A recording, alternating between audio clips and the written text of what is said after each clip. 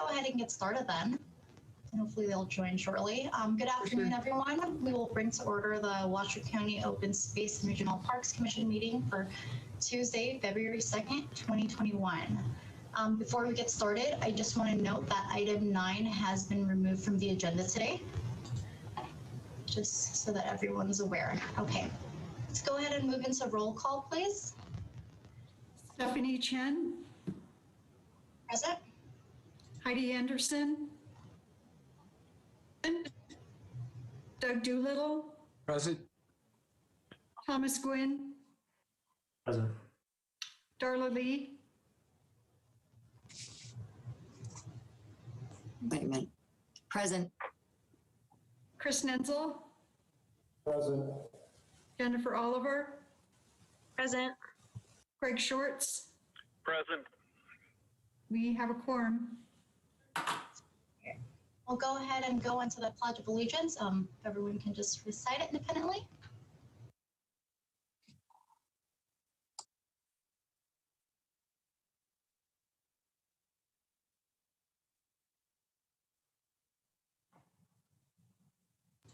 Okay, thank you. Any public comments?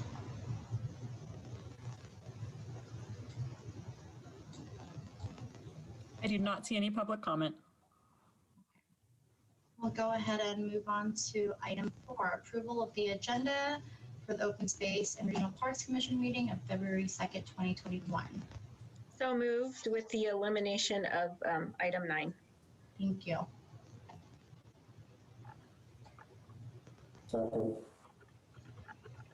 Sounds like we have a second. Second. Okay. Greg Shorts. Thank you. Okay. All those in favor say aye. Aye. Aye. Any opposed? Motion passes. Thank you. Item 5, approval of the minutes for the Open Space and Regional Parks Commission meeting of January 5th, 2021. Stephanie, this is Lindsay Liddell for the record. I just recommend opening up for public comment for any action items. Okay, absolutely. Thank you.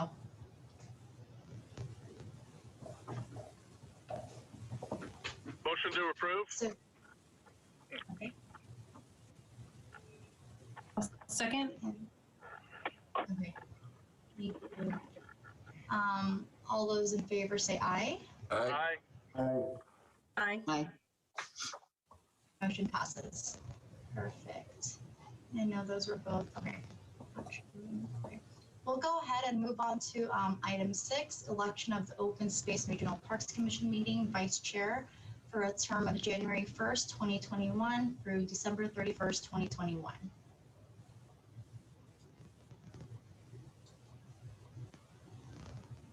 Motion approved.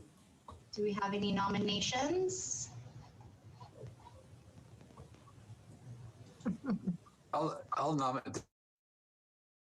This is Doug Doolittle. I'll nominate Heidi Anderson. So she's no, she is here. Good. I am here. There's someone else who's not. We can nominate them instead. Greg, are you interested by chance?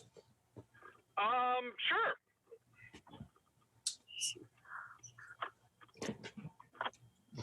So Heidi, are you nominating Greg Shorts? Yes, I would nominate Greg Shorts. Okay. Can I do that now, or do we have to? Is that an okay order? This is Tom Gwynn, I'll second. I think so. And Tom, you second? Yes. Okay. And because this, like Lindsay mentioned, because this is an action item, we could open this up for public comment if there's any remarks.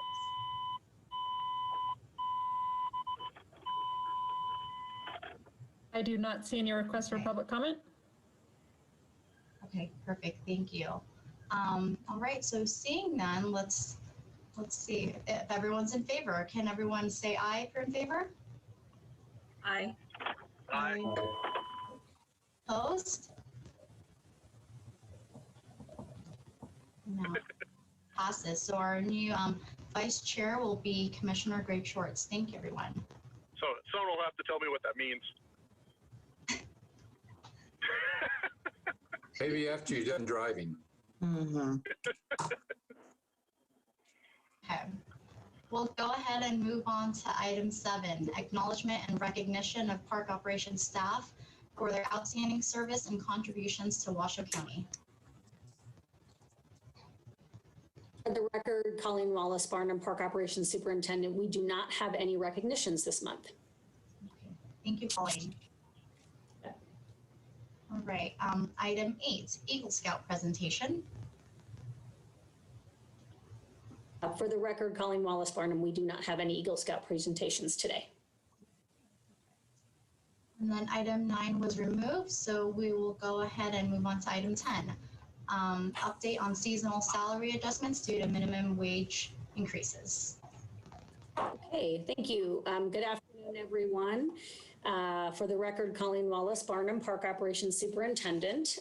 So I provided some background materials for this. It's just an update, no action needed on this item, but wanted to make sure you were all aware of some changes coming up in our hiring of seasonals starting here in the next month or so. So one of the attachments was a minimum wage 2020 annual bulletin. And you can see according to that bulletin, basically there was, in the 2019 legislative session, AB 456 was passed, which was basically meant to increase the minimum wage incrementally over the course of 5 years to get the minimum wage up to $12 an hour. And I use the $12 an hour, so we're in the higher tier category because we don't offer benefits to our seasonal or temporary employees, so we fall in the higher tier. So in order to do that, we had to do an analysis of basically all of our positions, because our lowest wage position that we have on our of our positions is a seasonal concession attendant, which we do hire annually. And so with that increase, it sort of affected every other seasonal position that was going to be required to be increased. I also added there's another, a pretty large spreadsheet that you can see, and it shows every one of our positions.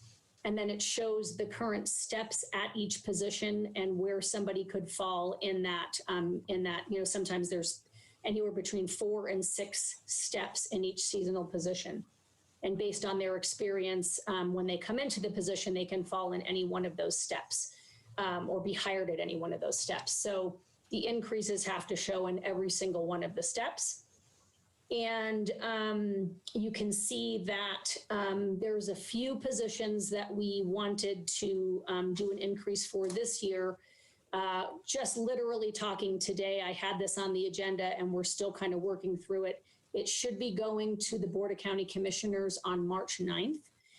So just want to make sure you're all aware that would be for their action and approval. But essentially it would allow for all of these increases through fiscal year 24. So there's some important details to this that I wanted to make sure you're aware of. And that is that we have been told by budget for this year that we are not to ask for any above base. We cannot request any additional monies to our budget. And so what we have to do is any of these wage increases, which we are going to incur here even this fiscal year, we have to absorb within our existing budget. Currently, we have some salary savings in our pooled positions or seasonal budget dollars, so we should be okay for this year, this fiscal year. And then I just want to put it in perspective that our seasonal budget or our pooled position budget, it was reduced. I did bring this up to the board, this park commission in October, and I just pulled position park commission dollar budget cut. So in fiscal year 2020, we were at $434,000. So we took an $80,000 cut. We're currently at $354,000. Okay, and that's for FY21 that we're currently in. And so now we're going to see these labor cost increases roughly 2% this year, I would say, because we're going to take about a 4% increase annually. And so we're sitting at about half of our seasonal budget right now. So we'll take about a 2% increase in labor costs this year. The next 4 years, it'll be a 4% increase. And that equates to roughly $21,000 to $20,000 each year that we will incur additional costs based on those labor increases. And unfortunately, right now, we're not in a position where we can request above base. So what that's going to mean is that we have to either hire less staff, or the staff that we do hire, we will have to reduce the number of hours we can actually have them hired for. So I just want to make sure everybody's aware. The impacts will continue to, we'll start feeling the squeeze and the pinch in the coming fiscal years. So just want to make sure everybody's aware of that. Does anybody have any questions about that process? This is Doug Doolittle. Colleen, I'm sure you've done the analysis, what would work best for you in terms of less staff versus less hours. Do you have any insight on that you can provide?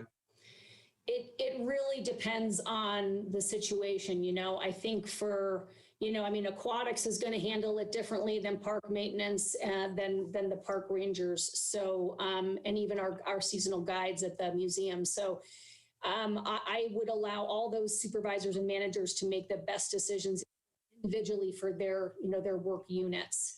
Some it is reducing hours and some it is just reducing the number of staff. And that's something that would come back to you for review then? Correct. From them, okay. Thank you. You bet.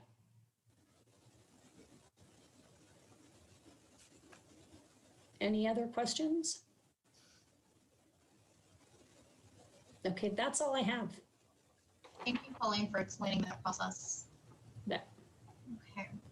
We'll go ahead and move on to item 11, presentation, discussion, and possible recommendation to Community Services Department staff to apply for a special use permit to construct the 1 million gallon water tank and associated infrastructure at Hidden Valley Regional Park for the storage and distribution of treated effluent water from South Truckee Meadows Water Reclamation Facility. Okay, let me share my screen here.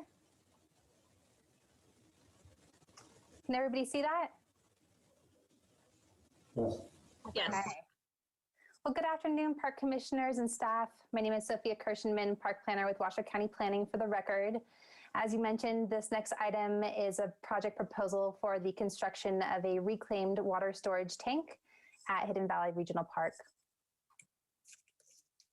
To provide a bit of background here, the Washoe County Utility owns and operates the South Truckee Meadows Water Reclamation Facility, or STUMWRF. This is a zero discharge facility, and its highly treated effluent is used for either irrigation at parks, schools, golf courses, etc., or to support construction activities. This treated effluent is incredibly high quality. It's Class A, and it is widely used throughout the South Truckee Meadows. Still full of germs. The STUMWRF is currently undergoing an expansion to meet future growth. So the county is planning for that additional effluent, and several of those potential projects are listed here below. And as you might recall, last summer, we did present some information about the Washoe County Utility conducting some preliminary tests at Hidden Valley Regional Park to determine whether the park could potentially be a good location for the construction of rapid infiltration basins or other larger scale park projects like a wetlands trail area that could both serve the utilities goals and also provide additional park elements for the community. This current proposal could support potential future park projects, but any of those larger scale projects would require an update to the park master plan to ensure consistency with community needs. I just wanted to point out that these are two separate projects that could potentially go really well together, but that there would be an opportunity to weigh in on any of those larger scale park projects in the future should they come to fruition. In terms of this current project, the proposal is for the construction of a 1 million gallon water storage tank. It would be 77 feet in diameter and 36 feet tall. This would be a partially buried pre-stressed concrete tank. The project would also include the construction of a 15-foot wide tank access road, and the total disturbed area for the tank and the access road would be about 2.5 acres, of which approximately 1.6 acres would be revegetated. The project would also include the construction of approximately 3,400 feet of 24-inch pipeline, and that would connect this new water tank to the stem wharf and ultimately to the park's irrigation system. I did want to note that this current length of pipeline does not include the connection from the proposed water tank to the park's irrigation system. Some additional exploration is required to determine where the best location would be to tie into the park's irrigation system, but that would certainly be part of the ultimate park project. And the total disturbed area for the pipeline would be about 2.4 acres, and that entire area would be revegetated. So it's a little tough to see here, but on the right, we have an overall aerial site plan. On the left, we sort of zoomed into the proposed pipeline and tank location. The pipeline is shown by that darker blue line, and as you can see, it would enter the southwest portion of the park property. From there, it would head north, then northeast, and then southeast to the proposed tank location, which is identified there by that lighter blue dot with the red in the middle. Here's another aerial view of the proposed tank. This one also shows the proposed 15-foot wide tank access road. And then we have a couple of tank renderings, and this is really just to help you sort of get a sense of what the visual impact would actually be on the ground. This is a rendering looking east at the proposed tank location. You can see the proposed area of fill to be revegetated is outlined there in that sort of black checkered area. And as you can see, once that revegetation does come in, about half of the proposed water tank would be visible from this vantage point. Here's another rendering, and this is from a little bit farther north, and this is looking southeast at the proposed tank location. From this location, the proposed area to be revegetated is shown in green. And again, about half of the tank would be visible from here, but from this vantage point, it would kind of have a lesser overall impact. And then finally, this is from the parking lot in the northern portion of the site. It's really tough to tell what the tank would look like from here. It's pretty far away, but I just wanted to show what the tank would look like from a known vantage point or from one of the developed portions of the park.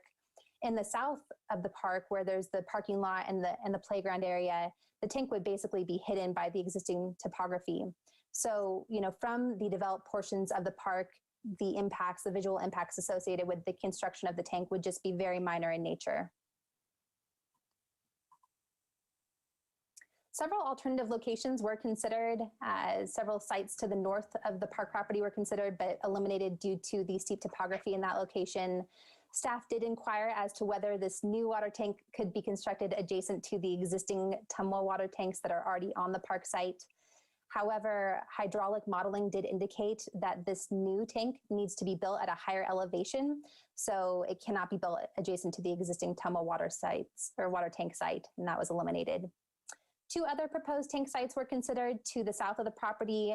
Tank site 1 is that southernmost tank site location, and then tank site 2 is just sort of northeast of that site. And tank site 2 was ultimately selected as the preferred tank location because it would result in the least amount of overall impact to the park. It's just less grading, it's shielded by topography, and it wouldn't impact any existing trails. Two other tank options were also considered. They did consider constructing 2 smaller welded steel tanks in lieu of the 1 larger tank. And that would actually have pretty considerably lower construction costs. You're dealing with like 30 to 40% less expensive on that one.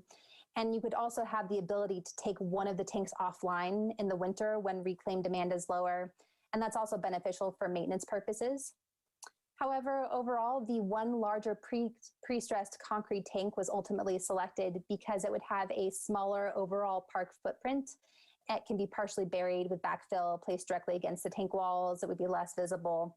And just in general, the lesser park impacts outweighed the lower construction costs on that.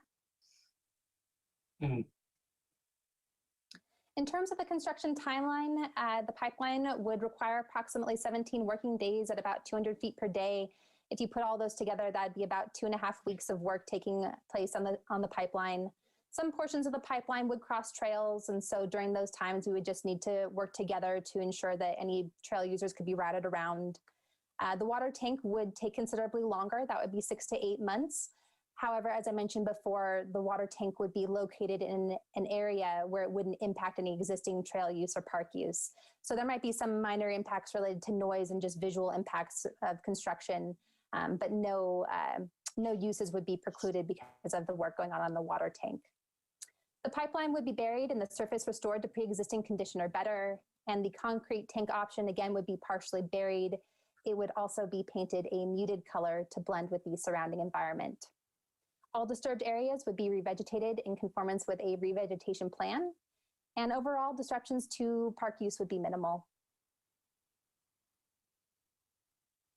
All right, let's talk about the benefits. On-site reclaimed water does offer the ability to expand green areas within the park at a lower cost. So this could potentially put some new options on the table for the park. Additionally, irrigating with reclaimed water does maximize an existing resource and preserves potable water. Reclaimed water is a sustainable water source, and that's always something nice to support. Converting the existing irrigation to reclaimed water does have lower monthly and annual costs and would again allow for potential expanded irrigated areas. And then finally, those existing potable water rights that are currently in use at the park could be reviewed for options, could be potentially used at other locations, other park locations within the basin, or even sold to help support construction of future park amenities. So there are some nice benefits associated with this as well. In terms of next steps, should the Park Commission be supportive of this proposal, this project would require a special use permit by the Washoe County Board of Adjustment. And the special use permit process does require public noticing, so the community would have another opportunity to sort of weigh in on the project. Also, the Hidden Valley Regional Park is under a Recreation and Public Purposes Act patent from the Bureau of Land Management. And that basically means that the BLM would also need to approve this proposal as well. And our preliminary conversations with the BLM have indicated that they are supportive and they do find this proposed water tank to be consistent with the terms of the Recreation and Public Purposes Act. And then finally, I just wanted to note that it is the opinion of staff that this really could be a win-win-win. It really does support the Washoe County utility. It also supports the South Truckee Meadows community and could provide some great benefits for the park and the park program as well. And should the park commissioners agree with staff, here's a possible recommendation. There's also a possible recommendation in your staff report. And with that, I would love to open it up for any questions. I know that we have Alan Jones on the line as well. He is a senior engineer and is able to answer any of your more technical questions that you might have. This is Doug Doolittle. First of all, a great report and good information that you put out there. I do have a couple of questions. I was a little unclear on the construction access, on the daily construction access, equipment access. Is that on the north side or the south side? Through the gate on the south end of the Park Drive, or the gate off the homes on the south side? I'm going to defer to Alan on that one. Sure. This is Alan Jones. I would see the access being from the south side. It's closest, but something like that will obviously be figured out the parks to minimize exposure and for safe access. So we can do whatever was best to help parks and the people that go there. Well, obviously you're going through residential areas on either side, so I hope that's mitigated in some way in dealing with the neighbors. A couple other questions. When would the treated water come online for the parks? Do you have any idea? Yeah, so the scheduling we've looked at, we're in the process of getting a BLM grant of easement. Some of the pipeline goes through BLM land. And if we're able to get that grant this year, by June, it'll be online next year, next summer. If the timings that they're telling us is true, it could be the summer of 2023. Okay, last question for me is, have you determined what the retrofit costs are for the existing irrigation system in the park? No, we haven't, and that's something that we have to investigate and look into see what that would take. You know, there are some changes that might be needed. That's an old system, but that's something that would be on the utility. And you'd have to. Well, I'm not sure what the rules are anymore, but regarding purple piping, but I'd assume that you'd have to do some retrofitting in that regard. Yes, and there'd be some signage and such that is required when you convert to reclaim. Yes. Thank you very much. I've got this is Commissioner Shorts. Can't even pronounce my own name. I have a quick question. So if we approve this and the tank is sitting up there on the hill, is it something that can be used without us doing all the work? Will there be other uses besides the park itself for it? So there would be, use of the water if we have to take a long time because of budget cuts to put in the infrastructure within the park itself. Do you have other uses for this water? So other than the park, yes. So as Sophia was telling your presentation, we're expanding our large facility behind Rattlesnake Mountain, and we're looking for other places to send effluent as we grow. Since we're a zero discharge facility, essentially the only places we can send our reclaimed water to is for irrigation. So we're looking to expand out into Hidden Valley. So other customers could be Hidden Valley Golf Course, maybe the possibility of tying into the City of Reno system and transferring water to them.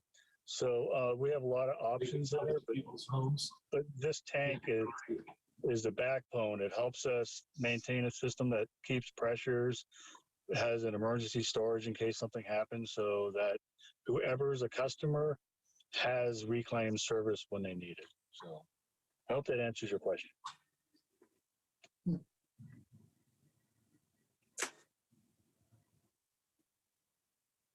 Yeah, thank you on that. It sounds like this is a heavily needed project then.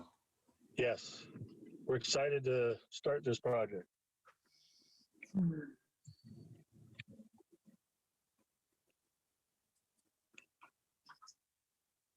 Any other questions for Sophia or Alan? And this item is for possible action, so I do at this point want to open it up for public comments if there is any.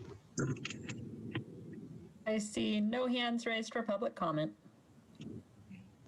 Thank you. So commissioners, moving forward, because it is for possible action and if there is no further discussion, does anyone want to make a motion?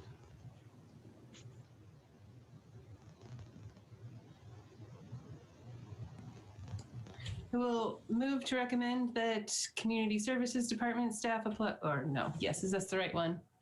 Apply for.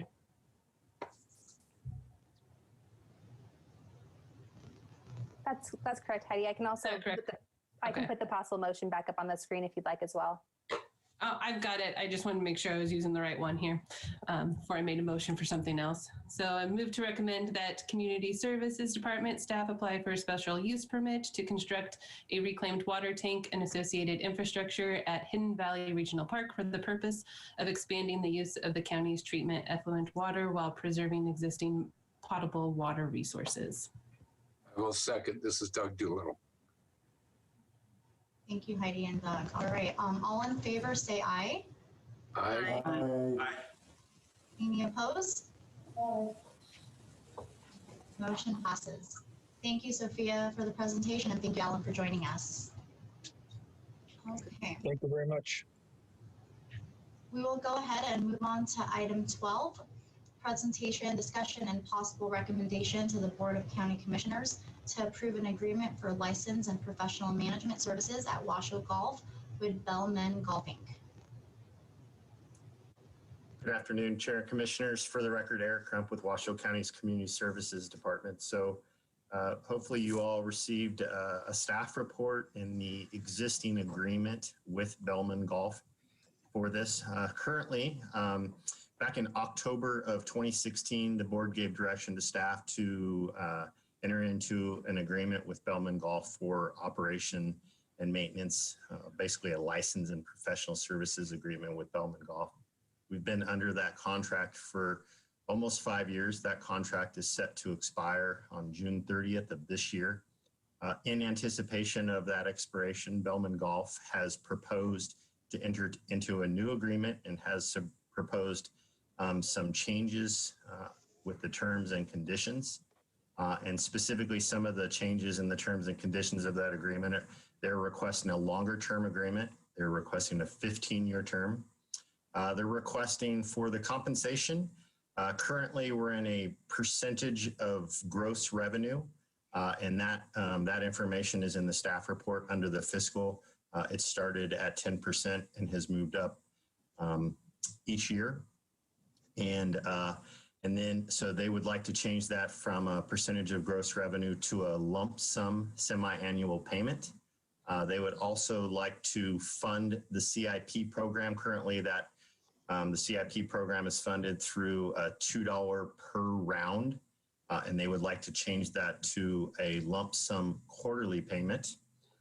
They would obviously, based on the longer term contract, they would take on pretty much the vast majority of all the maintenance and repairs of the golf course. You can see in the fiscal, it has the analysis of revenue that the county has received over the duration of their agreement. We're still working on kind of the final details of that compensation, but what we're looking for today is kind of your feedback and direction on continuing to negotiate this contract and ultimately take an agreement to the Board of County Commissioners. Our goal in negotiating this contract is basically protection of the county assets, making sure that we cover any expenses associated with golf for Washoe County. Although we don't operate it, there are some expenses. The county does charge overhead for most of our funds for things like risk, insurance, comptrollers, budgeting, finance, that type of thing. So there's some overhead costs. There's also some salaries and wages for some administrative costs. So we certainly want to cover those. So there are basically no tax dollars going towards the golf fund. And then we want to reinvest into the golf program. And we think as staff, this 15-year agreement allows for that. It provides for some consistency to both the county and it provides for consistency to our golfing community from a service provider standpoint. So to date, Bellman Golf, under the current contract, has met all the terms and conditions. They are in good standing with the county. And here with us today, we have Tommy Ferraro, Greg Ferraro, I believe Greg Ninzel, and Darren Minetti are on the line as well. So they have a brief presentation, and then we will all be available for questions afterwards. Madam Chair, this is Greg Ferraro, and if I could make some brief comments before we walk you through the summary review of activity at Washoe Golf, and at the conclusion we'll address the issue of the contract renewal. Thanks, Eric, for that summary. Excellent. I do want to say that our firm represents Bellman Golf and have been associated with the golf course for many years, and proud to introduce Darren Minetti and Greg Wenzel, who walk you through some of the performance activity at the golf course. So Darren and Greg, you want to start? Yeah, thanks, Greg. So looking at this year, going to kind of go over what happened with COVID-19 in Washoe Golf Course. With COVID-19, drove a lot of players to get outside and play golf and pick up golf, which was great for us. We saw a 20% increase in participation in 2020. This was even despite being closed for the 3 weeks of shutdown. With the changes that we had to make, due to COVID-19. You can see the list there. You know, cleaning obviously was extremely important for us. That was not only clubhouse, but golf carts and even golf course protocols, which would be, you know, not touching the flag stick, not touching the rakes. In fact, we took the rakes away, you know, and other things out on the golf course that would keep players safe. If players want to ride alone, that was an option for everybody. Grouping requests normally would be foursomes, but if a group just wanted to go out as two, we would do everything we could to get them out as that requested twosome. Touchless payment options included paying online, so check-in was, you know, seconds rather than standing at the register for a while. Our tournaments pretty much actually all were canceled due to the gathering restrictions, but because we had so much demand from the public play, it really didn't affect our bottom line at all. So moving on, next slide here. Looking at the golf operation review, again, rounds were up 20%. Historically, in the last 3 or 4 years, our leagues have been extremely successful, and those were set up as tee times. So we'd be gathering 150 players at one time. We knew we couldn't do that, so we actually transitioned to tee times, which we thought could be detrimental to the leagues, but it was actually very successful. We were still averaging 100 players per league, but we were spacing the tee times out from 3 o'clock to 6 o'clock in the evening during the summertime. Also, our men's and ladies club levels were very high. Men were averaging 80 players an event. Our women's club was 70 players an event. And to kind of put that in perspective there, women were, they play every Thursday once a week. So to keep that 70 player number was really high for us. And then our men played every other weekend. But really, you know, we just stayed busy with those new golfers coming in from COVID. I'm Darren Minetti, General Manager, and I'm just going to go over the 2020 golf course maintenance review. Improvements were made to the irrigation system. That was raise and level all the heads that were down on the ground. We replaced many broken heads, and so far we've made new drains on 8 and 14. One of our biggest areas due to the golf course not having great irrigation system, and now it's getting better, is that we're reseeding the bare areas. We reseeded the whole range, and that is fully full of grass now, which before it wasn't. And like we said, reseeding playable areas that are now playable. We'll have to go back out in 2021 and reseed some areas that didn't take. So that's that. And then the survey of the green fees, I'm just going to let you look at it. I don't think you need to see, you don't see what they are. Our rates really haven't changed a lot. A little bit on the range, a little bit on the carts. We have brought in some more carts for this year again, so due to COVID. And then the marketing plan, I'll turn over to Greg. All right, thanks, Darren. One more slide there. All right, so for the 2021 marketing plan, with the growth we saw from COVID, bringing in these new players, golf is always kind of looked at, how do we retain the golfers that we're getting? Historically, golf's lost as many people as we gained in a year. So this next year, we're really going to focus on how are we going to keep those people that picked up the game from COVID, that got back in the game, and keep them playing golf. More beginner clinics, more club fitting opportunities so they have the right clubs. They're not playing a set of clubs that's 20 years old. And then creating more opportunities directed at new golfers. This could be through leagues, you know, the clinics, and just overall fun events that we set up to attract golfers. We're going to continue to reach out and partner with local businesses, which we've done through our leagues, but also partnering with the Farrar Group to expand our advertising reach. Historically, using email, social media posts, the radio, and our phone app have been ways we've advertised. And then also we've used Google and Facebook advertising predominantly to get that social media reach that, you know, that is important to us. And through Google and Facebook, it's really specific in consumer targeting on promotions. And this year, focusing on the leagues, which has always been strong for us, letting people know that as much as we can, and due to gathering restrictions, it might not happen for a while, but that we're hosting tournaments. And then, the special events and promotions, again, COVID-19 permitting. Bringing the community together.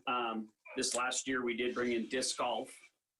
The RDGA installed a regulation disc golf course along our golf holes. We opened in October, registered 600 disc golf rounds in 3 months, and we'll continue to refine operation to flow seamlessly with golfers. We are going to work on some special weights and promotions tailored to specific groups, just as one is the military. We were going to do that last year, but with COVID, we decided that we'd wait to see where we stood this year. We have Liberty Bell at the Shoe, which has been one of our big special events that Jeff Fay, that used to run the Liberty Bell with his family for years over by the RSCV building, but limited to COVID, it's been very limited. So that was a big hit, but hopefully we can get back on our feet. And then our weekly Wednesday night dinners, have been great with this. So restaurant promotion, food and drink specials to bring locals in during slow times. We're doing that with daily or weekend breakfasts right now. So that's worked out well. And then what's happening in 2021? Again, our league play, we expect 120 plus players per night in each of our Monday and Tuesday night summer league. It's a fun format to encourage participation from beginner to advanced players. Both leagues partner with local businesses. Some new ideas for 2021. Create a weekend league to help manage weekday league overflow. And expanding our Monday ladies group. Expand restaurant operation. That's our hours and events, COVID restrictions permitting. So kind of last thing on 2021, looking at the golf course improvements, our irrigation system is aging, and we've talked a little bit about that, but we have to continue to stay on top of that. That means replacing heads, pipes, and doing anything with our irrigation pond that will help us improve our irrigation system. We want to rebuild a nursery green we used to have to the right of the 15th hole, which can help us, if we have any areas that need turf grass replacement, we can take it from the nursery. We are in the process of expanding our driving range netting for the left side of the driving range. An occasional ball will go over the net and potentially hit fully way. So, there's been a little bit of damage here and there, and we want to just, get rid of that, and we have to expand the range netting for that reason. Our cart barn is, it's old.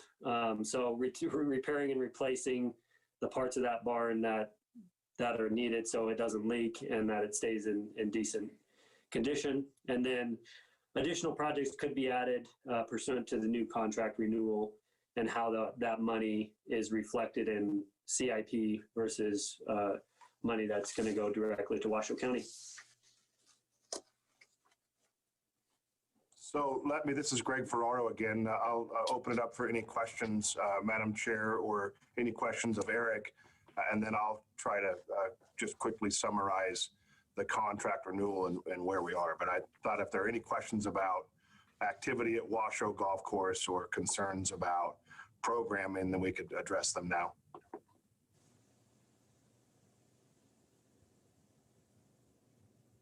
Okay, hearing none. As Eric indicated, it's a 15-year contract extension renewal, but it's important to note that there will be 4 3-year lookbacks. In other words, after the 4th year, both parties, the county and the golf course, will come together, review performance, make sure that goals were met, that there were no extenuating circumstances that caused either party to be negatively impacted. And we'll do that 4 times over that period of time so that there'll be true-ups, if you will, making sure that the agreement is being fulfilled. was currently a 4.5-year contract, but I think the county largely the county considered wanting to make sure that we could have some certainty and predictability in the relationship, particularly as it relates to capital improvements. And what we began negotiating with the county last summer was a plan to shift some of that responsibility and the money that goes along with that responsibility to the contractor, to the golf course operator, and then taking that burden substantially off of the county. And that seemed to be something that the county was interested in. It's clearly something that Bellman Golf think is appropriate, again, for the purposes of being able to follow through on long-term planning and long-term improvements. And so it's, I believe that Eric and Washoe County staff are recommending approval at this level with you, and will make a similar recommendation to the Board of County Commissioners. We are finalizing negotiations on the amount of money that will be retained by Washoe for the purposes of capital improvement, and that amount that will continue to flow to the county. We're very close, so they we're have that wrapped up quickly. So I think that's the large strokes on this, and we're hoping that you would give us your support for that. This is Doug Doolittle. I do have a couple of questions. I appreciate the opt-out looks every 3-4 years. I think that's very appropriate. But I have a question on the capital. How will the capital be funded? Will it be shared with the county, or will it be so much funded per year by Bellman? Eric, do you want to take that one? Sure. For the record, Eric Crump. So right now the proposal, and it's very similar in the current contract. So Bellman Golf is responsible for basically collecting the capital, holding it in trust for the county, so it doesn't flow through the county. And then on an annual basis, they submit a capital improvement program that's reviewed, discussed, and ultimately approved by the county. So, it might be such that maybe they want to fund a particular project in one current year and leave a balance in there for the following year for a bigger project. So that will be reviewed on an annual basis. At the very least, there would be an opportunity mid-year if something came up and we needed to readjust, we certainly could.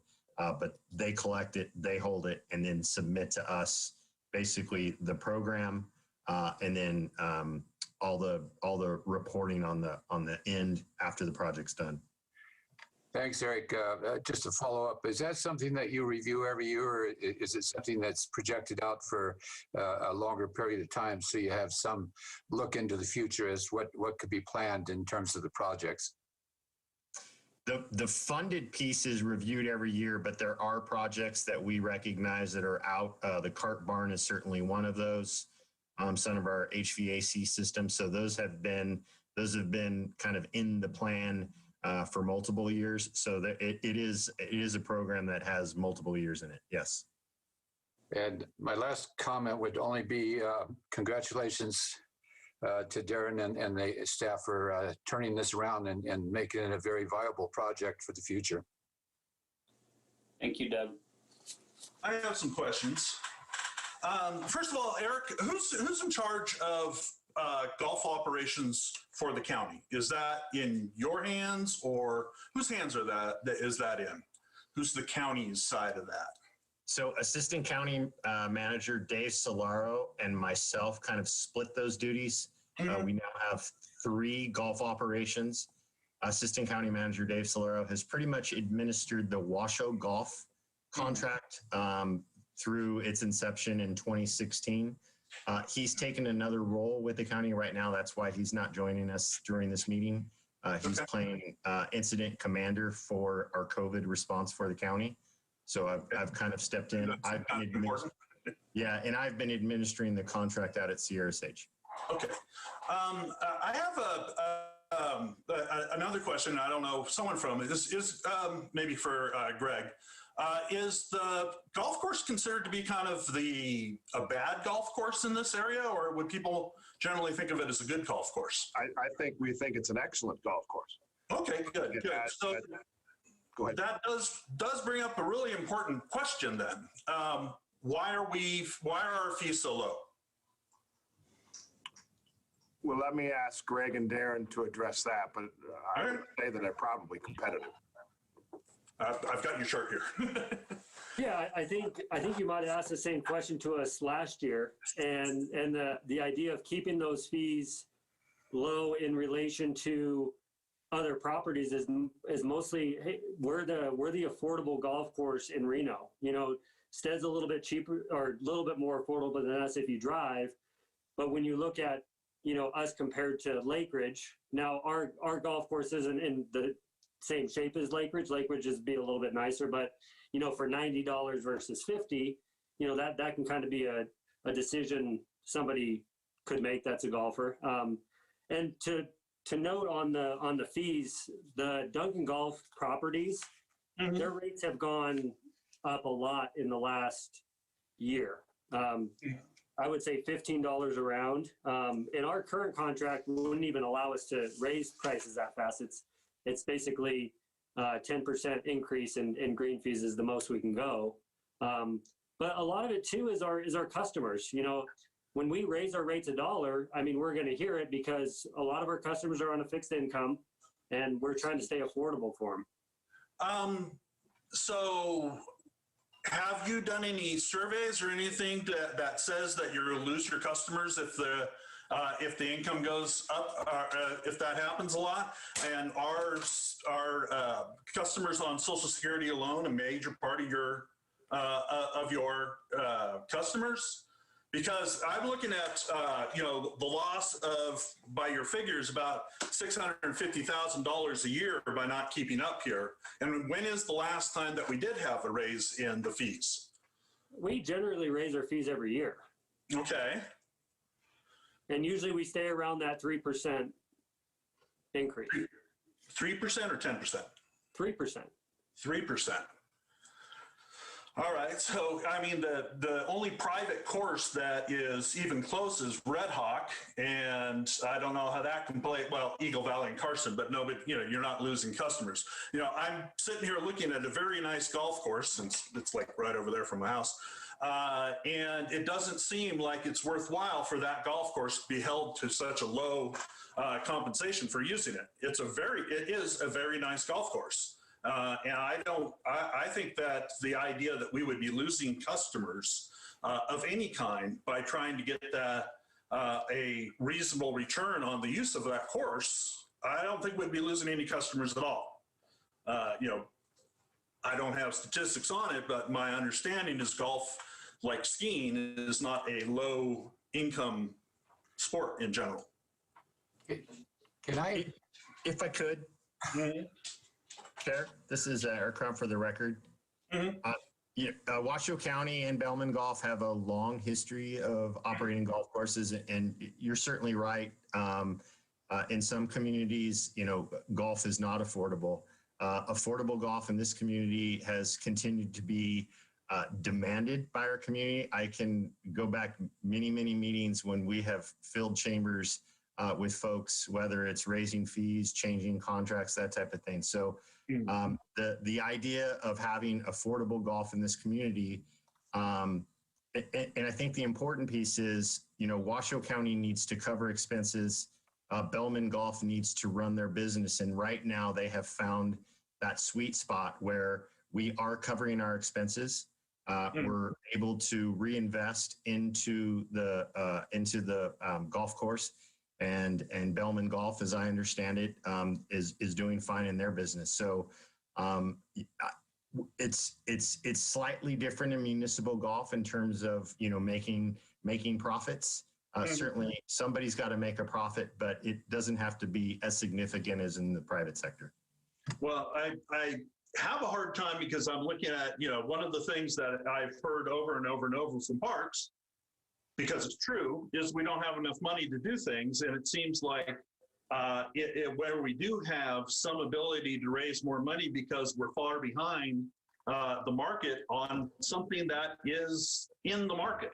You know, golf is, our golf system is in the market. It's not outside of the market as something we publicly that we publicly provide. And, you know, if that was the case, then we probably should be lower. But, you know, looking at the market and looking at the other golf courses that you're showing, I don't see this as the county getting back what it should from this. It does seem to me that these fees need to be addressed. These fees need to be closer to market. And this is Doug Doolittle. Can I make a couple of comments, Greg? Sure. One, Washoe Golf Course is the affordable option, but it also competes not just with courses here in Reno, but courses down in Carson, Gardnerville. I mean, the golfers in this area will drive to get affordable golf. The users of Washoe Golf Course, many have used it for 30, 40 years, are generally seniors, like to have affordable golf, like to have that golf club experience at an affordable municipal golf course, and be able to be served by people that they're familiar with. And it's always been very tough, no matter, I don't care if you're talking about a private course or a public course, to raise fees at any level. I can remember a discussion up at Incline Village trying to raise fees 50 cents. And that's a premium premium public course. It's tough. Washoe, in my opinion, Washoe fees are where they should be. An incremental increase every year is appropriate, by all means. But you don't want to price it out of the market for the people that play there year in and year out, because you're gonna lose rounds, in my opinion. Okay. All right. I'd like to make a comment as well. This is Heidi Anderson. I'm a firm believer that the Parks and Rec are under community services because we are here to provide community services to the public at an affordable price. And just because we can raise prices on something doesn't mean we should. That's not the point of why we're here. And so I would agree with Doug that you know, if we're covering our expenses and we believe we've hit this sweet spot, then that's where we should stay. And that's the point of us being here. This is Greg Farrar. I think that in conclusion, I think the real change here is that Washoe will take on the responsibility for capital improvement long term, and taking that burden and responsibility off of the county. However, with regular updates and reports to the county as to the status of those improvements. Starla Lee, I would also agree with Doug and Heidi on this. I think affordable golf is very important for our community, not only at the Washoe County, but as well as Wild Creek. So this is important to have something that people are not facing such high prices for, a sport that they enjoy. Excuse me, that they enjoy. Thank you.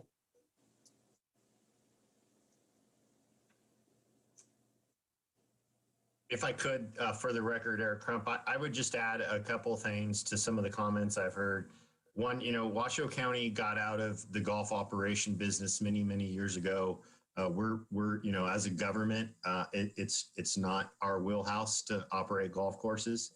And we have gone to, you know, operators with subject matter expertise to determine kind of how to operate the golf course, where that cost should be, and what type of product delivered it. And we're here to kind of get out of the way and let that go and make sure we protect our assets. And I think this proposal does that. We've been, staff has been looking for a longer term contract with golf operations. It obviously adds for some consistency, but it puts an incentive to the operator and the contractor to make investments in the course that they wouldn't necessarily do, because there's no return on investment on some of the shorter term agreements, like a 5-year agreement. And then it's good as a reminder to recognize that golf operations resides in a golf fund, and that money doesn't go back to other parts of the park. That's not to say that it couldn't at some point in time, but right now golf pays for golf. And that's, you know, that's a good thing in good times and a good thing in bad times. And we have been in bad times and golf has paid for golf. So this is a model that has worked for us in the past. We have a longer term contract out at Sierra Sage, and I think staff feels that this would be a good thing for Washoe Golf as well.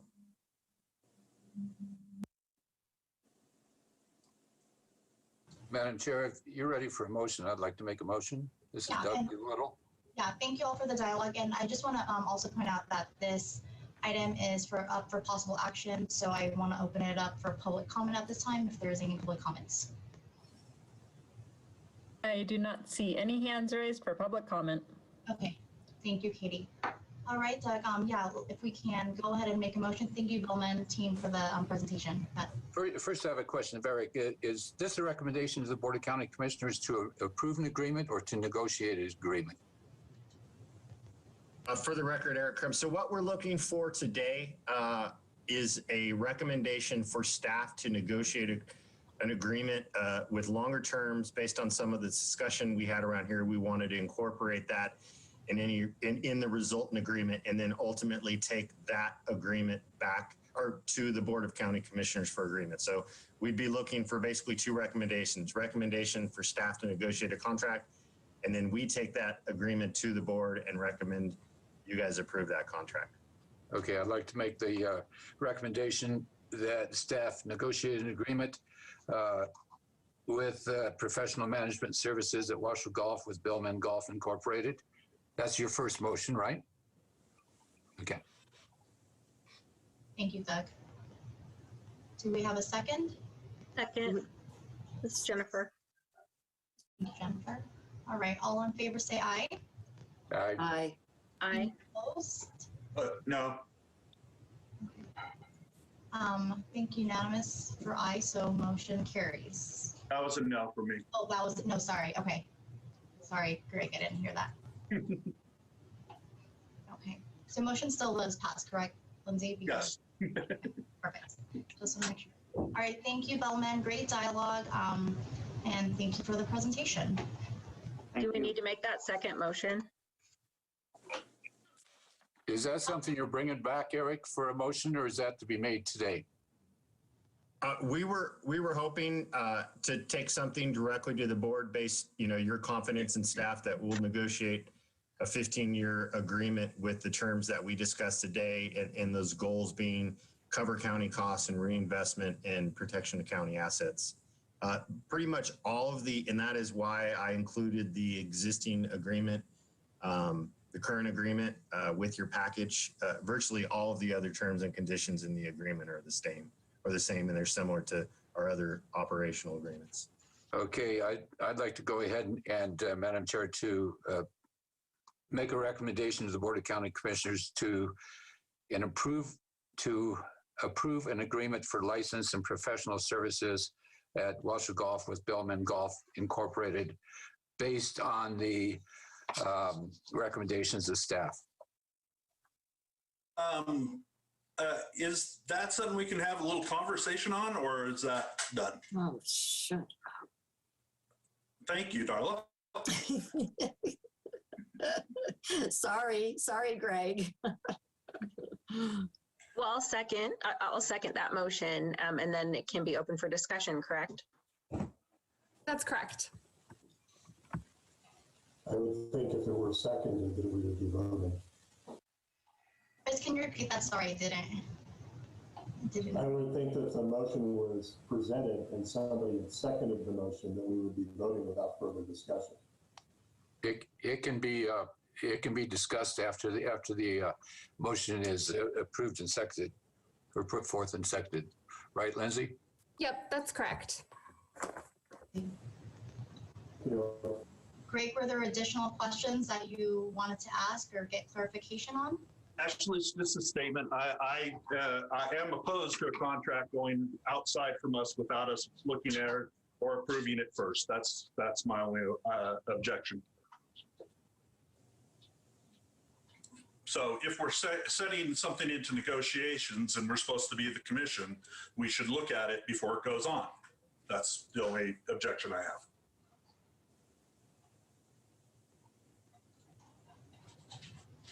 Okay. Lindsay, would we still go into a vote?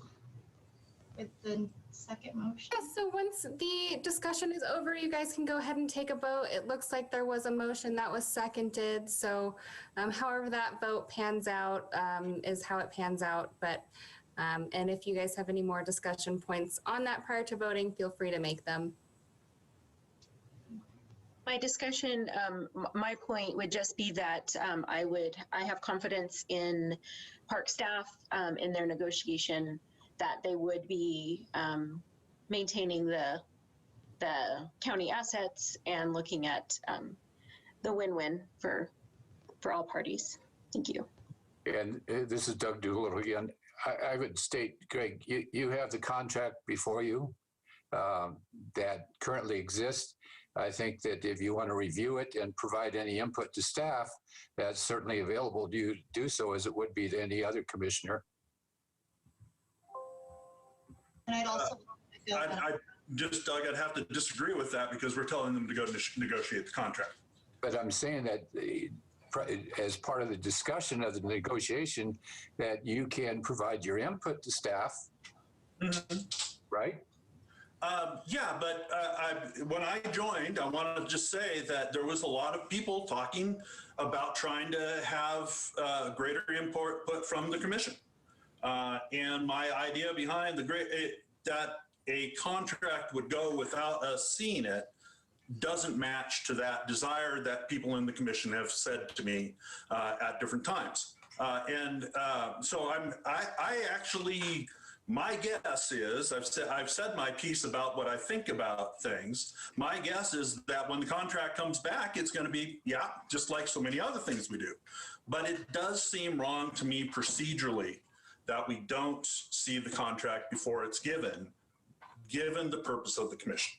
That's, if you can see, if you guys feel differently, you'll vote the way you feel, and that's cool. That's fine. But that's what my problem is not that, is the idea that some contract that the commission is responsible for is not seen by the commission before it's submitted to the board. That is my problem. And I'm not trying to be a stick in the mud. We know we've all voted dozens of times in the past on some of those final issues, and gone through them. And that's fine. I just don't feel at this point in time that it's the idea of having something like a contract the commission is responsible for go to the board without us seeing that final part. This does not actually have anything to do with my prior vote about the Gulf. It has to do with my idea of my feelings for how the commission should be run. So I hope you guys can see that that's what I'm arguing about on this one. This argument, in my mind, does not have anything to do with the last vote and Gulf. It has to do with the commission and its responsibilities. Great, can I just weigh in? So I understand where you're coming from.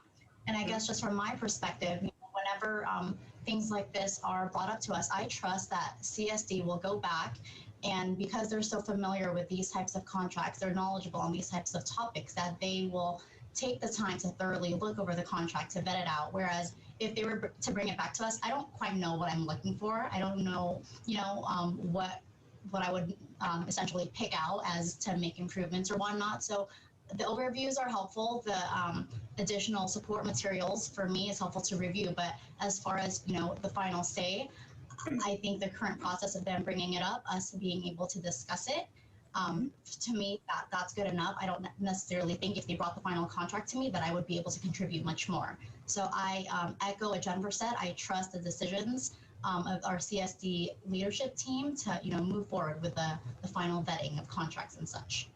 Okay.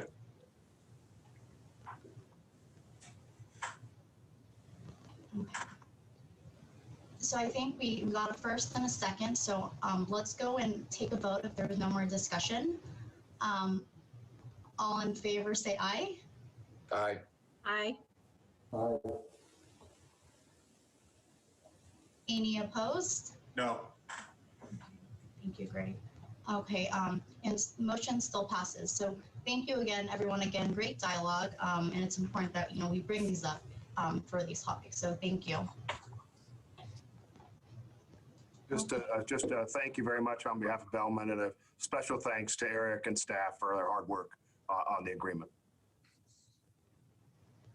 Thank you, Greg. Bye-bye. Okay, we will go ahead and move on to item 13, presentation, discussion, and possible recommendation to the Board of County Commissioners to approve a special event agreement with Art Town for events held at Rancho San Rafael Regional Park in July 2021. Hi, for the record, Eric Crump with Washoe County's Community Services Department. So you should have received a staff report and a draft agreement. This is today we have a presentation from the Executive Director of Art Town, Beth McMillan, and I believe she's got some staff as well. I'll just kind of introduce the item, then they can go into their presentation, and then we will all be available for questions afterwards. But Art Town they came to us. They are in search of a venue where, not knowing how COVID's going to affect us this coming summer, they are looking for a venue that they can provide a safe environment for many of their events through the month of July of 2021. They have proposed to utilize Rancho San Rafael, and they are, in this request, they are asking for Washoe County to sponsor their event and waive park facility fees in the amount of approximately $66,000 for the 31-day event. The draft agreement is there. There's some very, very minor changes that have gone back and forth between staff and Art Town since it's been sent to you, but nothing significant. It is a very similar agreement to what we have with both Hot August Nights and Great Reno Balloon Race, of which Washoe County does sponsor and does waive those park fees. So with that, I'd be happy to turn it over to Executive Director Beth McMillan with Art Town. Thank you, Eric. Good afternoon, Madam Chair and Commissioners. For the record, I am Beth McMillan, the Executive Director of Art Town, and I'm really excited about this project that we are proposing. Wingfield Park and Hawkins Amphitheater, that's at Bartley Ranch.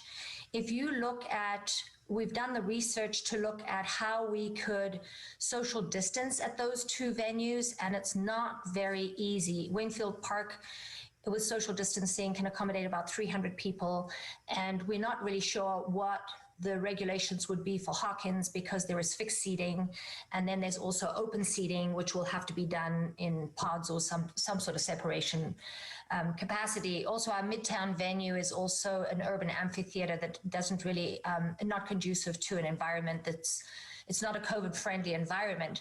So when we look at Rancho San Rafael Regional Park, it's a very large park. There's ample parking, and we are proposing to build a venue that consists of 500. Okay, first of all, can I share the screen? So I think you've all seen this picture, but when I look at this and I show you where my mouse is, this is where the venue would be, in this part of the red park, part of the east park here. So this is where the venue would take place. Now I'm going to show you the venue itself.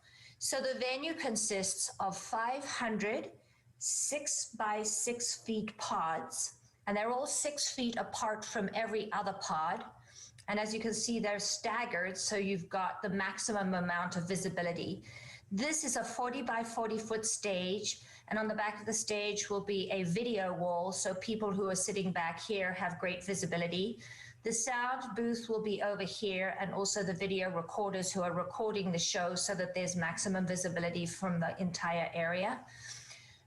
It's shaped like this for maximum visibility and sight lines onto the stage. The entire venue will be fenced.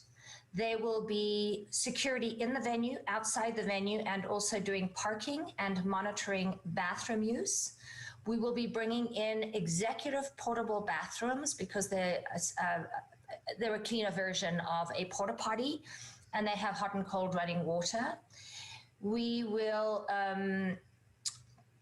we will be working with Star Sound, and Star Sound are going to be putting all the state-of-the-art stage lighting and sound that can reach the entire venue. It is facing like north and a little bit east, so it's facing away from the neighbors. And Scott from Star Sound told me that is a preferred way to face from the wind perspective. It's very favorable in that way. So it faces towards McCarran and not towards the neighbors. We would, of course, also go to all the neighbors and tell them what's happening. But this would allow Art Town to have up to 2,000 people every day during July. We would have all of our headline events come up here, starting at 7:30, finishing at 9:30, knowing that there's a curfew at 10 o'clock in county parks. We will not be vending food because that creates lines. We will be working with many local restaurants to do grab-and-go picnics, which will encourage our community to go back to restaurants. We may be selling, just by somebody walking around, boxed water and possibly canned wine and beer. We need to be able to sell water because it's hot and it's in July. Parking will take place in the rest of the east field and also in some of the parking areas in the park itself. So that is the venue. We will also be working with other arts partners like the Reno Philharmonic, some of the dance companies, the Reno Pops Orchestra, and move some of those events like Pops on the River will move up here. And our 4th of July celebration that's typically in Wingfield Park will also move up to this venue. So it'll really be like the mothership of Art Town for 2021. We don't know what COVID's going to do. We could get to July. I'm going to stop the share. We could get to July and everyone's got a vaccine, but I am committing to this venue. This is costing Art Town $300,000, which for a small nonprofit, that's quite a big bit of money. I've raised half the money so far, and all of our free events that we typically have that are free, we know that when people go to Hawkins Amphitheater or Midtown or Wingfield Park, free can sometimes mean chaos and a little bit of mayhem as people rush to find their seats. So every event which will help pay for the venue, our free events will have a minimal charge to them so that everybody is purchasing a pod. The pods can seat up to 4 people in your party. So you buy a pod, whether it's for 1, 2, 3, or 4 people. And that will help us with crowd control. We will have trailers or RVs behind the stage for our artist dressing rooms and green rooms. We will have an ADA plan in place. We will also have front of house, back of house volunteer and attendees, COVID protocol and regulations and plans. And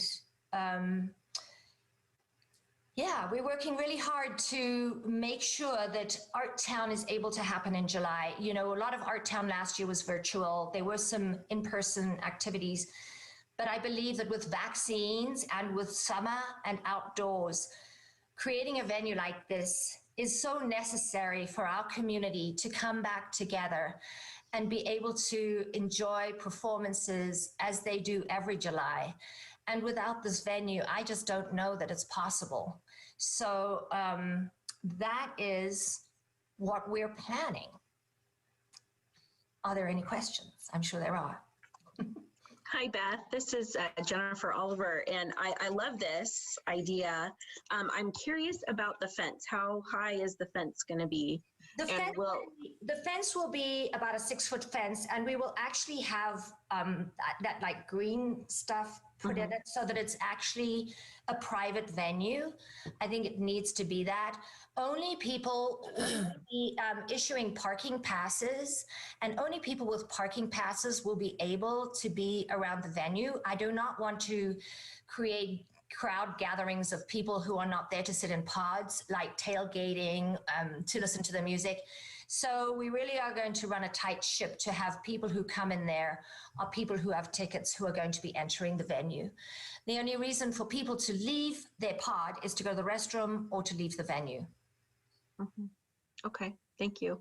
And then, so I imagine that there's still going to be access like to the dog park, and people can still be walking around, but the fence will be enough so that people wouldn't be able to definitely get in there. I would imagine the dog park will still be open. I'm not sure of the park hours. I think we have spoken about that, Eric, but I do know that the show will start at 7:30 and will be done by 9:30. But I would imagine the dog park really has very little to do with this venue. My only question was regarding access, making sure that people still have that ability to go and utilize it, that it won't be blocked off, is my point. Yeah, if I may, for the record, Eric Crump. So the park and its normal activities will be open, kind of business as usual. Park hours during that time are 9 p.m.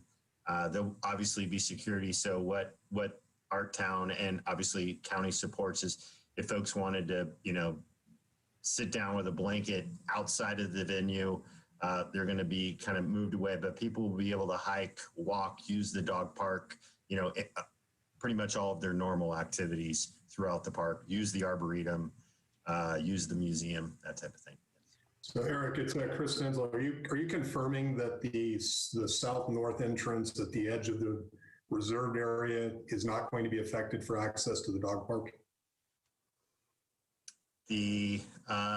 Beth, could you bring your screen up again by chance? So which one do you want? The first one, I believe. Certainly.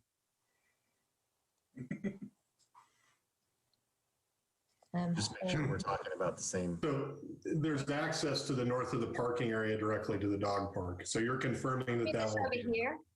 Yes. We're not going to, Raquel, can you speak to that?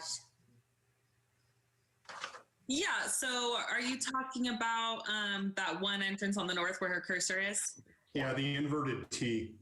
I think that, we can leave that open, definitely. We'll fence off right at the edge of the grass there. So people Okay, so say prior to an hour before the event starts, people that want to access the dog park from that area could still park in the designated parking area, and you'll clear it at that point? Or how are you going to manage that? Because I know people do park in the area you have directly to the south of that T that you have listed as a parking area to take their dogs across that grassy area to that part of the dog park rather than go in from the upper west entrance, which is all dirt. Yeah, so this area will be, it will be utilized by Art Town, so it'll be closed to parking. I don't know exactly at what time that will be. It will be appropriately posted. Art Town, through their agreement, will be responsible for parking. Will be responsible for security, but this would be included in Art Town's use of the park. So folks wouldn't be able to park, but they would be able to park here. Most of the people, I'm sorry, I'm thinking you guys can see my cursor, but you can't. Yes, we can. That is, I think you're seeing Beth's cursor. You'll be able to park in the playground parking lot, walk across the turf. People will be able to park, a lot of people park up in what would be the west end, and we can provide all those directions in signage for that very reason. All right, just as a follow-on, I'm just kind of curious, what is the plan? I guess I would like a little bit more clarification on the parking areas. Are they going to be cordoned off through the duration of the event? Or are they going to be open during some times of the day, or? Yeah, during the day, they will be open. Okay. Yeah. Okay, that's all. That clarifies what I had my question. Thank you. Beth, I was just curious if this is something that works out. Would Art Town be interested in expanding the time frame that you would be doing things, or would it just be during the month of July? You know what? I've been asked that question a lot. I don't know that we have the bandwidth to expand it for longer, but I mean, it would be an opportunity for somebody if they wanted to, if they wanted to continue this venue afterwards. We've ordered the stage, and that, I think, Raquel, is that coming from Kentucky? Yes. Mm-hmm. So that is coming for the month of July, and we've actually made a deposit on it. But whether that's available in August, I am not sure. I just know that we have a tiny staff, and I just don't know that I would love to extend it. I just don't know that I have the bandwidth. Okay. Real answer. The reason I'm saying this is because it's awesome. And awesome things are better if you can give more awesome out there. And I was just thinking, maybe if we had some way, it's almost the same as what we do with golf, and we have someone managing it, if they could rent the services or something like you for of it for that. But I'm guessing right now we're just looking at our survival for 2021. Yeah, and to make sure that we're big environmental people. We don't actually sell anything in plastic anymore, and all the product that will be used to mark all those spaces is very environmentally friendly and grass friendly. So to make sure that we're not going to be painting like oil paint on the grass or something. That's true. Eric, if they needed waivers for times and things like that for anything in the future, is that something they could get for park hours, or would that be something they could get for park hours? Actually, their current event time would go beyond park hours. Park hours are at 9, but this goes till 9:30. We often have events past park hours in some of our buildings and that type of thing. So that it's fairly standard. Yeah. All right. Eric, this is Doug Doolittle. Hi, Doug. A question. Hi, how are you, Beth? I'm good. It's so nice to not see you in a black square. Okay, I'll click on. Now you can see me. Question I have is on the irrigation. How are you going to handle that without impacting what Beth is wanting to do and what the park needs in terms of water? That's a great question. I'm glad you brought it up, Commissioner Doolittle. So Beth and her staff have already met with park staff and the park maintenance staff out there. There's certainly any event that's a month long, there's going to be an impact. The one thing we do know about turf, it does grow back. This particular area, as you know, was actually designed and constructed for parking, so it can withstand a little bit more than some of our other turf areas within the park. We are going to be able to put a little bit, the beauty of this event, it's fairly short, although it's every day. It's from 7:30 to 9:30. So we're going to be able to water that area with the exception of where the stage is. We're going to be able to water that area every night. Probably not as normal because we'll get some wetness and some muddy spots, but we'll certainly keep it alive. And so we're going to have some impacts around the stage that will work with our town to make sure we rehabilitate, but we are going to be able to continue to irrigate the vast majority of that area. I believe you're not here. And a follow-up question on that. Sorry. Is there any mitigation in place to deal with the stage area, and that areas will it'll be more impacted by the ongoing presence of the stage, and so it's not going to get any water. It's going to be impacted quite a bit. That is correct. So through the agreement that you all have, our town is responsible for putting basically the place back together. Normal wear and tear required or accepted. Normal wear and tear is not a stage. So whether or not we have to reseed it, it's the wrong time. So probably have to go into the fall. There'll be a 40 by 40 or so spot, maybe bigger depending on where the heads are. And we may be able to get some water on it and be a hand cruise. It's really difficult to say. We don't have the exact layout yet and where the heads align. But they have agreed to work with us to bring that back, whether it's resodding or reseeding. But it should be a relatively small area. Great, thank you, Eric and Beth. Hope this works well for you. I'm really excited and also nervous because we've never built something this big. I think it's going to be a great example of what we can do as a community. And this is the most beautiful park to do it in. So, Absolutely. Thank you. Heidi Anderson. And I'm just curious around how many other events that typically happen in that month that might have utilized this space? Sure, that's a great question. I'm glad you asked, Commissioner Anderson. So interestingly enough, the only reason that this event can happen is, sadly enough, Dragon Lights has officially canceled for 2021. Good with the bad, right? The beauty of this event, like I said, again, it is a relatively short time every day, 7:30 to 9:30. So people will have full access to the park during the day. Picnics will be able to take place at both those picnic areas that are there. Museum will be able to have events. The Arboretum will be able to have events. So it'll be pretty much business as usual. There is not any other events other than Dragon Lights during the month of July, typically. We haven't had a 4th of July event at Rancho for quite some time. Most of our events with Hot August Nights being in August and Great Reno Balloon Race in September. So there's not significant impacts to any of the other events. Wonderful. Well, I'm very excited. Good luck, Beth. thank you. Any other questions for Beth or Eric? And thank you, Beth, for the presentation. I'm excited. I like it. Darla wants to have speak. Oh, sorry. Go ahead, Darla. You're muted.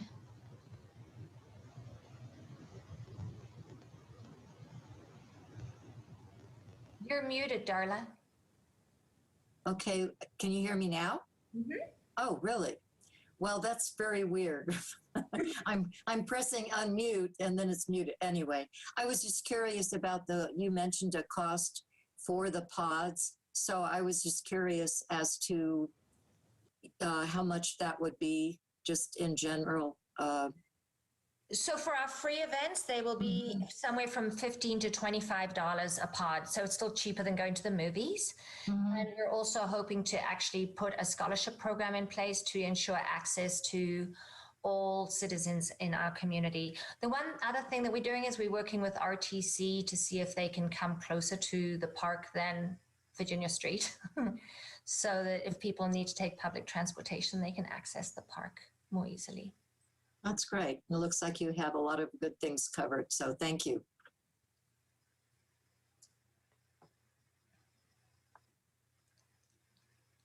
At this point, I want to open it up to public comment if there is any public comment.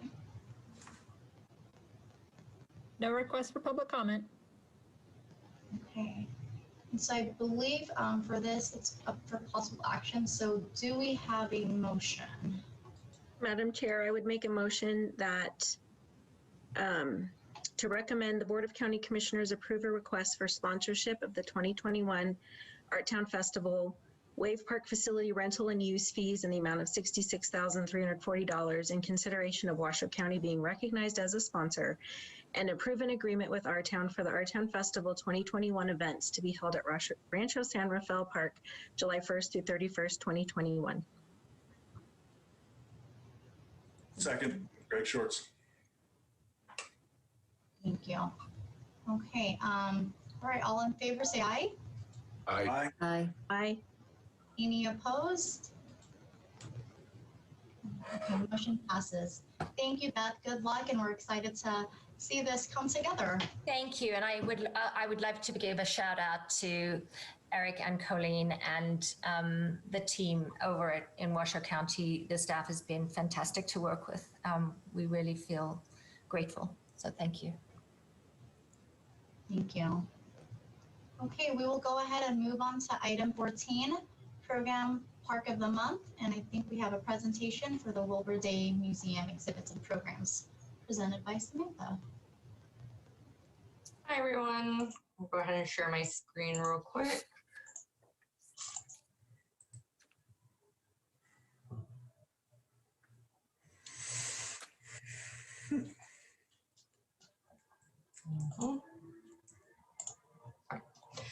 For the record, my name is Samantha Szorka. I'm the assistant curator at the Wilbur D. May Museum. Like museums all over the world, we have faced a lot of challenges this past year.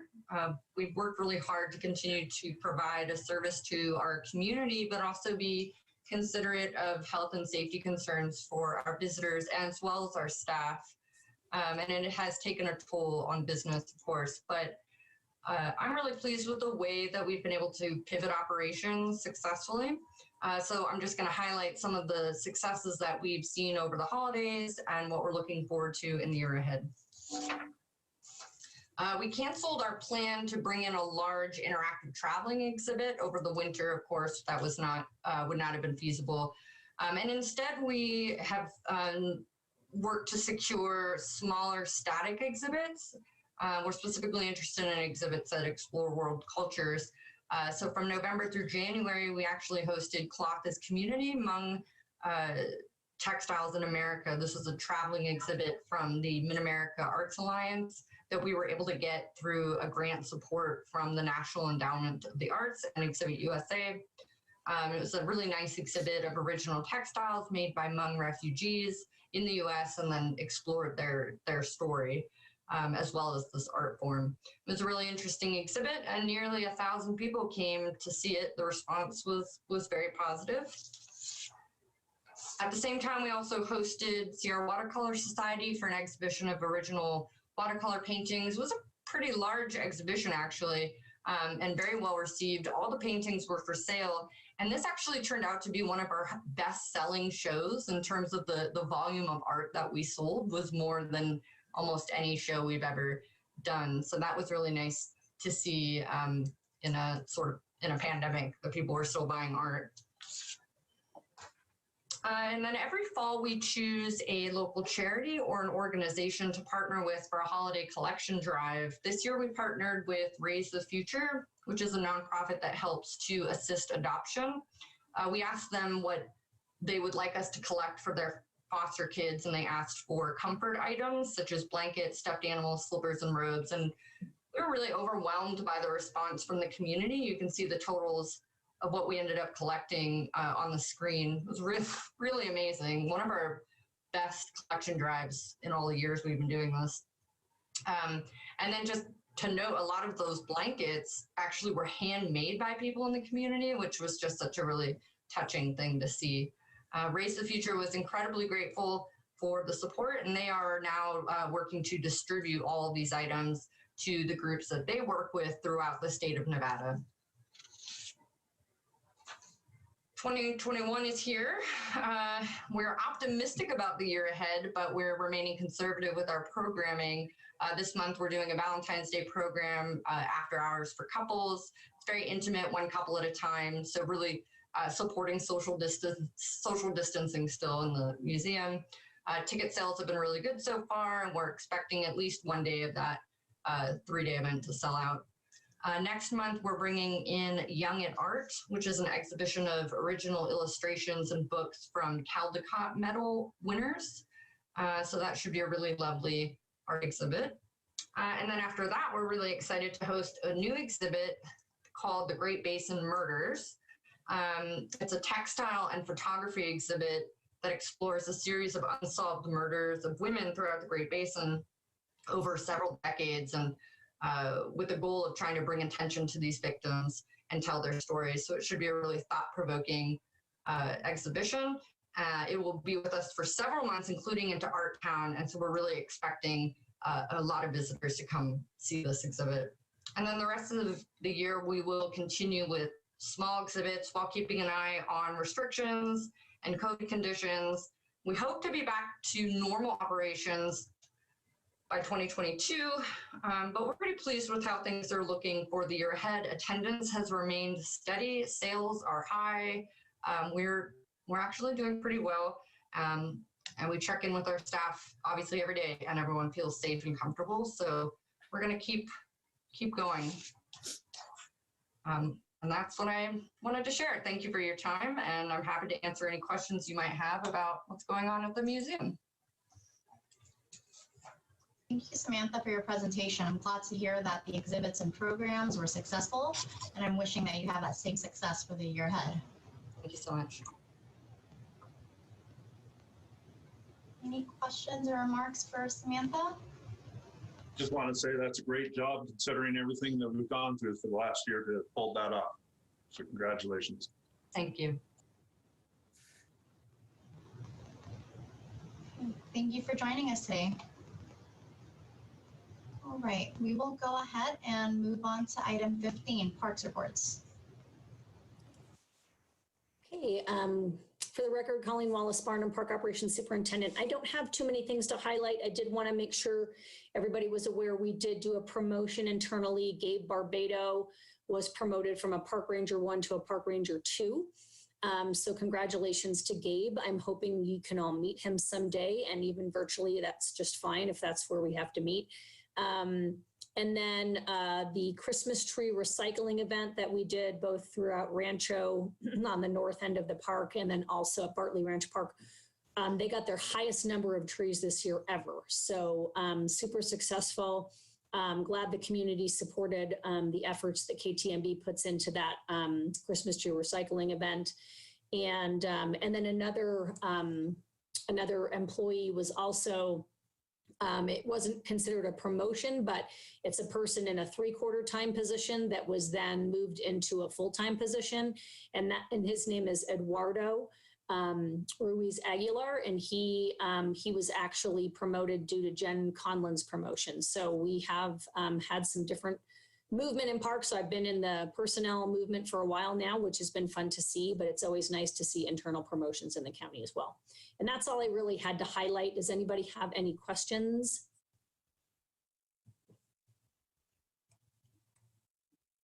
Okay. Thank you, Colleen. And this item is not an action item, but I do want to open it up for any public comment if there is any. I see no hands raised for public comment. Thank you, Katie. Okay. Item 16, Director's Report.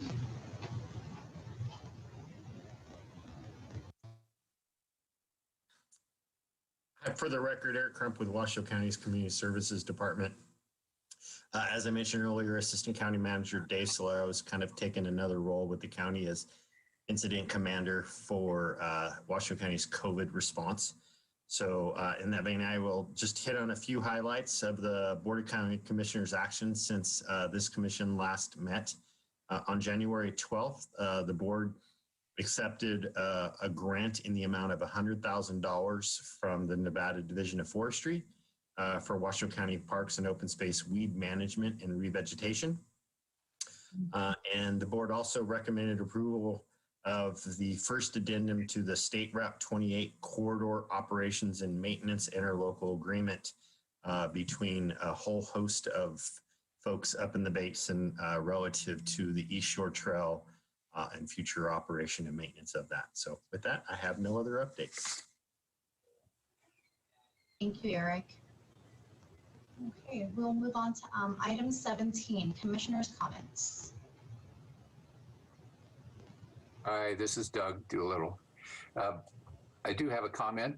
I understand today I got an email, at least that Christy Jacarulu is retiring or leaving Keep Truckee Meadows Beautiful. And I think it would be very prudent of the Park Commission to do accommodation of some type for her. Maybe staff can put that together so we can recognize all the efforts that she's made over the years for the parks. I mean, the cleanup efforts for over 10 years now have been outstanding, and her ability to bring volunteers to every type of need that the community has regard to keeping Truckee Meadows beautiful is admirable. So my only comment. Thank you, Doug. I think that's a great idea. Same here. I just want to make a really quick comment, I know, but I'm not going to be here next month. I'll be in Hawaii, hopefully. And I just wanted to kind of thank the staff and the whole parks we've gone through a year that's just been incredibly awful in so many ways. And I really have appreciated being able to come to these meetings and be able to see so many bright lights that we have put on over and over and over again, and the things we're talking about. And I do include golf in that. But I just want to kind of give my appreciation in such a year that we have seen so many bright lights out of this group. Thank you, Greg. Chris Denzel. So I was, I guess, one of the items that appears to have not made the agenda for today was the discussion on the Steamboat Ditch enclosure. I'm wondering if that's going to be rescheduled for the meeting in February.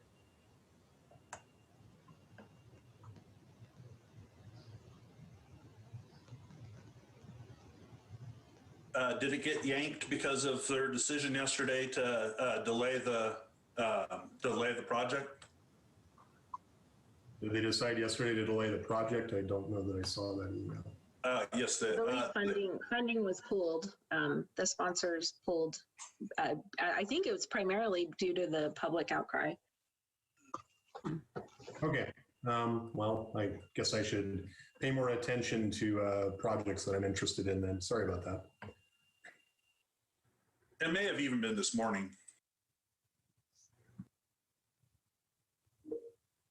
Okay, that's all the comment I had.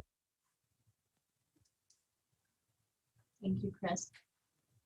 Didn't know if we needed to add anything more to that. Okay. Anyone else with any comments? I would just echo sentiments of thanks to the staff.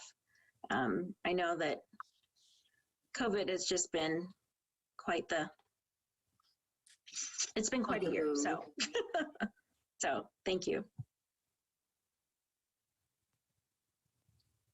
And Darla, did you want to share anything? Nope. Okay, sorry, I just saw your mic come on, so I wanted to check. Perfect. We'll go ahead then and move on to item 18, public comments. No public comment. Thank you, Katie. And with that, we'll go ahead and adjourn the meeting at 4:17. Thank you all for joining, and we'll see you next month. Thanks. See you next month. Thank you.